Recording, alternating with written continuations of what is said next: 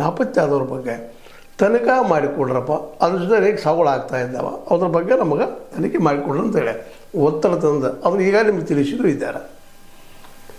ನೀವು ಆ ದಿಶೆಯಲ್ಲಿ ಮುಂದುವರೆದಿದ್ರೆ ಅಂತ ತಿಳಿಸೋದಕ್ಕೆ ಏನು ತಪ್ಪದ? ಬೇಡ, ಏನೋ ಮಾಡ್ರಪ್ಪ ನೀವು, ಅಡ್ಡಿಲ್ಲ. ಈಗ 6 ಜನರು ಏನೋ ನೀವು ಬಂದು ಈಗಿನ ಸಿಕ್ಕ ವರದಿಯ ತುಣುಕುಗಳಾದ ಮೇಲೆ ಹೇಳ್ಬೇಕಾಯ್ತು. ಪೂರ್ಣ ಅವ್ರಿಗೆ ಕೊಟ್ಟಿಲ್ಲ ನೀವು. ಆ 3,000 ಸಮಥಿಂಗ್ ಮೇಲದ ಅಷ್ಟು ನೀವು ಪೂರ ಯಾರ ಕೈಗೂ ಕೊಟ್ಟಿಲ್ಲ. ಒಂದು ಸ್ವಲ್ಪ ಏನೋ ಕೊಟ್ಟಿದ್ದೀರಿ, ನ್ಯಾಯಾಲಯಕ್ಕೆ ಕೊಟ್ಟಿದ್ರೆ ಅಷ್ಟು ಬೆಳತಂಗ ನ್ಯಾಯಾಲಯಕ್ಕೆ. ಉಳಿದವ್ರು ಯಾರು ಕೇಳಿ ಒಂದಿಷ್ಟು ಅಲ್ಲಿ ದೊರೆರಾಜು ಅವ್ರು ಕೇಳಿದ್ರು, ಅವ್ರಿಗೊಂದಿಷ್ಟು ಕೊಟ್ಟಿದ್ರಿ, ಪೂರ್ಣ ಅಲ್ಲ. ಈಗಾಗಲೇ ನ್ಯಾಯಾಧೀಶರು ಹೇಳಿದ್ದಾರೆ ಪೂರ್ಣವಾದ ವರದಿಯನ್ನು ಕೊಡ್ರಪ್ಪ ನೀವು ಅಂತೀರ. ಅದು ಕೊಡ್ರಿ, ಯಾವಾಗಾರು ಕೊಡ್ರಿ. ಈಗ ಏನಕ್ಕೆ ಕೊಟ್ಟಿದ್ದೀರಿ ಅದನ್ನು ನಮ್ಮ ನಾಗಲಕ್ಷ್ಮಿ ಚೌಧರಿ ಅವರಿಗೆ ಕೊಡ್ರಿ ಅಂತ ಅವರು ವಿಚಾರ ಮಾಡ್ಬೇಕಲ್ರಿ. ಇದು ಹೌದಪ್ಪ ನ್ಯಾಯಬದ್ಧವಾಗಿ ಕೆಲಸ ಮಾಡ್ತಾ ಇದ್ದಾರಾ, ನೀವೇನು ಮಾಡ್ತಾಯಿದ್ರಿ ವಿದೌಟ್ ಡಾಕ್ಯುಮೆಂಟ್ ಅವ್ರು ಹೆಂಗೆ ಮಾತಾಡೋಕ್ಕೆ ಸಾಧ್ಯ? ಈಗ ನಾವೇನು ಮಾತಾಡೋದು, ಯಾರು ಹೇಳಿದ್ದು ಕೇಳಿ ಮಾತಾಡ್ಬೇಕು. ನಿಮಗೆ ದೊರೆರಾಜ್ ಅವರು ಒಂದು ಹೇಳ್ತಾರೆ, ಅವ್ರು ತಮಗೇನು ದೊರೆತದ ಅದ್ರ ಮೇಲೆ, ದೊರಕಾಣತವ್ರು ಒಂದನ್ನು ಮಾತಾಡ್ತಾರೆ, ಬಾಲಣ್ಣವರು ಮತ್ತೊಂದು ಹೇಳ್ತಾ ಇದ್ದಾರೆ. ಎಲ್ಲ ಅಡ್ವೊಕೇಟ್, ರೆಕಗ್ನೈಸ್ ಅಡ್ವೊಕೇಟ್ಸ್ ಎಲ್ಲರೂ ಇವರು.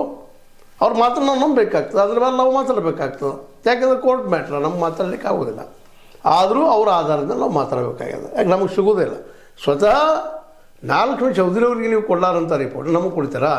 ನಮ್ಮಂಥ ಯೂಟ್ಯೂಬರ್ಗಳಿಗೆ, ಅದರಲ್ಲೂ ಯೂಟ್ಯೂಬರ್ ಕಂಡ್ರೆ ನಿಮಗೆ ಎಲ್ಲೆಲ್ಲದ ಒಂದು ರೀತಿ ಪ್ರೀತಿಯೋ ವಿಶ್ವಾಸವೋ ಏನೋ ಅವ್ರನ್ನ ಕಂಡ್ರೆ ಆದಷ್ಟು ದೂರ ಇಡುವಂಥದ್ದು. ಯಾಕಂದ್ರೆ ಅವ್ರು ತಮಗೆ ಅನಿಸಿದ್ದನ್ನು ಸ್ವತಂತ್ರ ಇರ್ತಾರ ಹೇಳ್ತಾರ ಅನ್ನುವಂಥ ಕಾರಣಕ್ಕಾಗಿ ಇವತ್ತೇನಾದರೂ ಈ ದೇಶದಲ್ಲೇ ಅಥವಾ ಈ ನಾಡಿನಲ್ಲೇ ಅಥವಾ ಈ ಜಿಲ್ಲೆಗಳಲ್ಲೇ ಸತ್ಯ ಹೇಳುವಂಥ ಒಂದು ವ್ಯಕ್ತಿತ್ವ ಪ್ರಬಲವಾಗಿ ಏನಾರು ಇದ್ದಿದ್ರೆ ಅದು ಯೂಟ್ಯೂಬರ್ಗಳಿಗೆ, ಚಿಕ್ಕ ಪತ್ರಿಕೆಗಳಿಗೆ.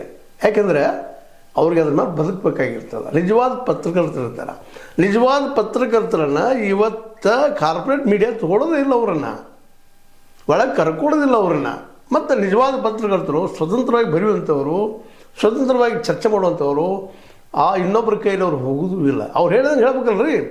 ಕಾರ್ಪೊರೇಟ್ಗಳು ಯಾವ ರೀತಿ ಡೈರೆಕ್ಷನ್ ಮಾಡ್ತಾರೆ, ವಿಡಿಯೋಲಿಸ್ಟ್ ಯಾವ ರೀತಿ ಡೈರೆಕ್ಷನ್ ಮಾಡ್ತಾರೆ, ರಾಜಕಾರಣಿಗಳು ಯಾವ ರೀತಿ ಡೈರೆಕ್ಷನ್ ಮಾಡ್ತಾರೆ, ಆ ರೀತಿ ಮಾತಾಡಬೇಕು. ಇವತ್ತು ಗೋಧಿ ಮೀಡಿಯಾ ಅದ ಹಾಗೆ. ಆದರೆ ಇವರೆಲ್ಲ ಯೂಟ್ಯೂಬರ್ಸ್ಗಳು ಸತ್ಯವನ್ನು ಹೇಳಿ ಪ್ರಯತ್ನ ಮಾಡುವಂಥವ್ರು. ಅದಕ್ಕೆ ಸ್ವಲ್ಪ ಬಂಡವಾಳ ಹಾಕ್ಕೊಂಡು ಅದ್ರ ಮೇಲೆ ಬದುಕಬೇಕಾಗಿರ್ತದೆ. ಬದುಕುವಾಗಿರಬೇಕು, ಸತ್ಯ ಹೇಳಿರಬೇಕು ಮತ್ತು ಸ್ವತಂತ್ರ ಉಳಿಬೇಕು. ಭಾಳ ಮಹತ್ವದ್ದು. ಯೂಟ್ಯೂಬರ್ಸ್ಗಳಲ್ಲಿ ಮ್ಯಾಕ್ಸಿಮಮ್ ಸ್ವತಂತ್ರ ಇದ್ದಾರೆ.